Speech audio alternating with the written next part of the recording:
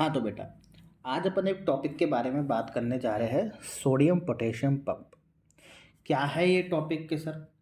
देखो, कुल मिला के बात अपनी ये है कि सोडियम पोटेशियम पंप इम्पोर्टेंट है। हर तरीके से सोडियम पोटेशियम पंप अपना क्या है, इम्पोर्टेंट हो जाता है। चाहे एग्ज़ाम के पॉइंट ऑफ व्यू से देख लो, एग्ज़ाम में भी काफ़ी बार आता रहता है सोडियम पोटेशियम पंप। और सोडियम पोटेशियम पंप को कोई बड़ी बात नहीं है। क्या है, सोडियम और पोटेशियम आयन अंदर आ रहे हैं और बाहर जा रहे हैं इक्वली, यानी कि सेल का उससे ग्रेडियंट बना हुआ है। बस इसीलिए सोडियम पोटेशियम पंप का यूज़ किया जाता है। अपन घबराते कहाँ पर है, तब अपन को कॉम्प्लिकेटेड डायग्राम दे दिया जाता है, जो किताबों वाला होता है ना, वो दे दिया जाता है, जो एक्चुअल डायग्राम होता है। उससे अपन को नहीं समझना, क्योंकि उससे समझेंगे तो समझ में आएगा नहीं और कन्फ्यूज हो जाएगा, क्योंकि मेन चीज़ डायग्राम से आती है। देखो कितना सिंपल ईजी डायग्राम है, इसी से अपन समझेंगे।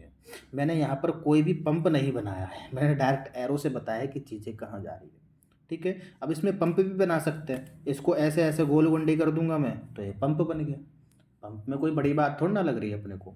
ठीक है, तो आइए शुरू करते हैं अपन सोडियम पोटेशियम पंप। बहुत इजी टॉपिक है अपने पास। ठीक है, ज़्यादा अपने को टाइम लगेगा नहीं इसमें। ठीक है, देखो क्या बता रहा हूँ मैं कि सोडियम पोटेशियम पंप जो होता है वो सबसे पहले 1975 में क्या हुआ था, डिस्कवर हुआ था। 1975 में क्या हुई थी, इसकी डिस्कवरी हुई थी। किसने करी थी डिस्कवरी? जेम्स क्रिश्चियन ने करी थी इसकी। क्या करी थी इसकी, आपकी डिस्कवरी करी थी। इसको खोजा था कहाँ पर, कब, 1975 में।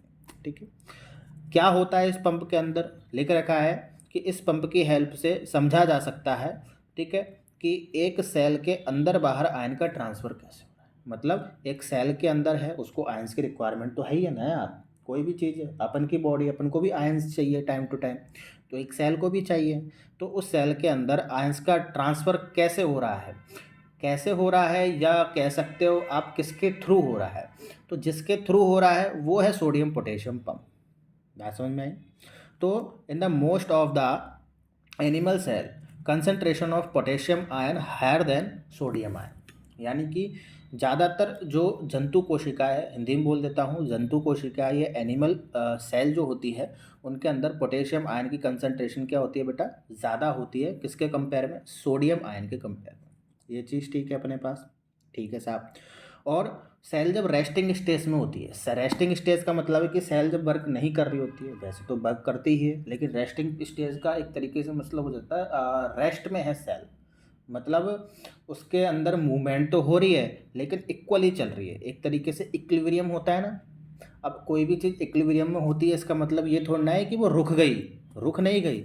दोनों चीज़ें जब तरफ से हो रही है तो जैसे कि कोई रिएक्शन है, तो वो जितनी रिएक्शन फॉरवर्ड हो रही है उतनी ही बैकवर्ड में भी हो रही है। तो इसको क्या कह देते हैं अपन, पूरा का पूरा इक्वली हो गई, मतलब एक तरीके से इक्वली रिएक्शन चल रही है। ठीक है, तो उसको अपन ऐसे नहीं बोलेंगे कि वो रिएक्शन रुक गई है, उसको रेस्टिंग स्टेज में भी बोल सकते हैं अपन। ठीक है, या इक्विलिब्रियम उसको बोल सकते हैं। तो उसी तरीके से सेल जब रेस्टिंग स्टेज में होती है तो उसकी मेम्ब्रेन के अंदर नेगेटिव चार्ज होती है वो, और मेम्ब्रेन के बाहर से पॉजिटिवली चार्ज होती है, जिसको अपन एक्स्ट्रा सेलुलर फ्लूइड भी बोलते हैं ना सेल का, वहाँ। तो देखो ये सेल है जो कि इसका एक्स्ट्रा सेलुलर फ्लूइड है बाहर, कोई फ्लूइड बनाया नहीं है मैंने। ये आप ओरिजिनल डायग्राम देखोगे उसमें आपको अच्छे से समझ में आएगा। तो देखो अंदर से नेगेटिवली चार्ज है, अंदर से क्या है बेटा आपकी, ये नेगेटिवली चार्ज है पूरी की पूरी, और बाहर से क्या है आपकी, पॉजिटिव चार्ज। ठीक है, तो यही चीज़ अपन के यहाँ पर बताइए। और इस वजह से रेस्टिंग स्टेज में सेल पोलराइज रहती है। पोलराइज तो रहेगी सही, क्योंकि चार्ज है, अंदर और बाहर दोनों से ही क्या है, चार्ज है।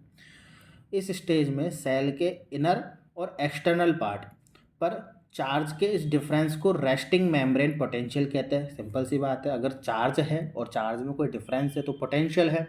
ठीक है, और रेस्टिंग स्टेज में है तो रेस्टिंग मेम्ब्रेन पोटेंशियल कह दिया, तो कोई बहुत बड़ी बात कह दी कि अपन ने यहाँ पर नहीं की। ठीक है साहब, के साहब आगे और क्या लिख रखा है, और ये लिख रखा है कि सेल के इनर और आउटर पार्ट में इनकी क्वांटिटी को मेंटेन करने के लिए, किन की क्वांटिटी को मेंटेन करने के लिए, आयंस की क्वांटिटी को, यहाँ पर लिख लेना आप, आयंस की, आयंस की क्वांटिटी को मेंटेन रखने के लिए सोडियम पोटेशियम पंप की रिक्वायरमेंट होती है। ये चीज़ मैंने पहले ही बताई थी कि सेल को रिक्वायरमेंट है आयंस की, कितनी रिक्वायरमेंट है कितनी नहीं है, उस चीज़ को मेंटेन रखने के लिए, या आयंस के अंदर जाना है या बाहर जाने के लिए क्या है, आपके लिए एक पंप की रिक्वायरमेंट होती है, वो सोडियम पोटेशियम पंप।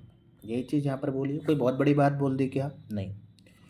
अब इस आयन के ट्रांसपोर्ट के लिए रिक्वायर एनर्जी एटीपी से प्राप्त होती है।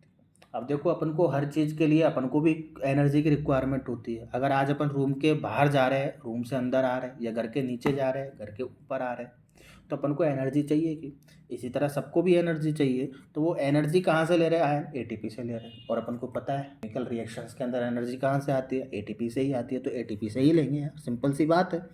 कोई दिक्कत, कोई बहुत बड़ी बात कही कि मैंने? नहीं। एटीपी की इस एनर्जी से अब जो एनर्जी मिल गई एटीपी की, तो एक ही समय में 3 सोडियम आयन सेल के बाहर निकल रहे बेटा, और 2 पोटेशियम आयन सेल के अंदर आ रहे हैं।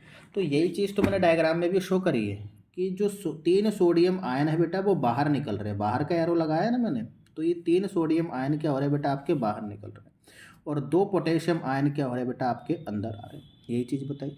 अब इसी चीज़ को बस यही है कि एक एटीपी की एनर्जी से एक ही समय में किसी भी सेल के अंदर 3 सोडियम आयन बाहर निकल रहे हो और 2 पोटेशियम आयन अंदर निकल रहे हो।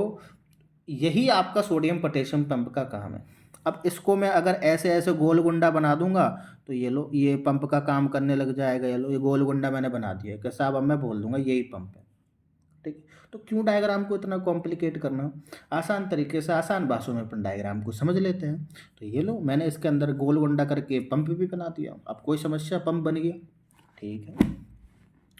अब देखो, इन सोडियम पोटेशियम आयन से सेल का ग्रेडियंट बना रहता है। ये चीज़ मैंने बोली आपको। ग्रेडियंट का मतलब क्या है? इक्वली, भाई जितना बाहर जाना है, जितना अंदर आना है, उसकी हिसाब से सोडियम पोटेशियम पंप अपने आप ले लेता है। और कितनी रिक्वायरमेंट होती है? एक समय में 3 सोडियम आयन को बाहर भेजना है और 2 पोटेशियम आयन को अंदर लेना है। ये जो बन रहा है ना, यही आपका क्या है? ग्रेडियंट। ये इन चीज़ों से ही ग्रेडियंट बना रहता है सेल का। ठीक है। एक्चुअल में काम क्या है? ये फर्स्ट इस लास्ट टाइम में लिख दिया है कि सोडियम पोटेशियम पंप के थ्रू सेल के पोटेंशियल ग्रेडियंट को कंट्रोल किया जाता है। वही चीज़ है।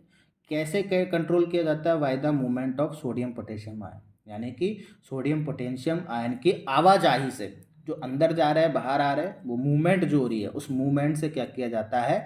सेल के पोटेंशियल ग्रेडियंट को कंट्रोल किया जाता है। और एक किससे होती है ये कंट्रोल? सोडियम पोटेशियम पंप, ये इसकी जिम्मेदारी होती है।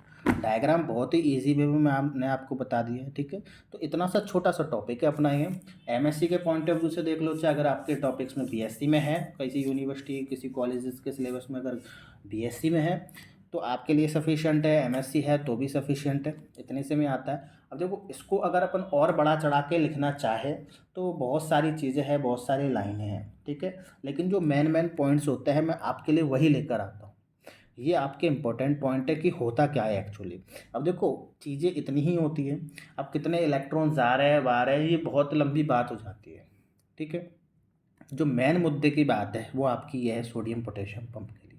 ठीक है। तो बहुत बहुत धन्यवाद आपका इस वीडियो में बने रहने के लिए। अगले टॉपिक के साथ फिर मिलेंगे अपन एमएससी थर्ड सेम को।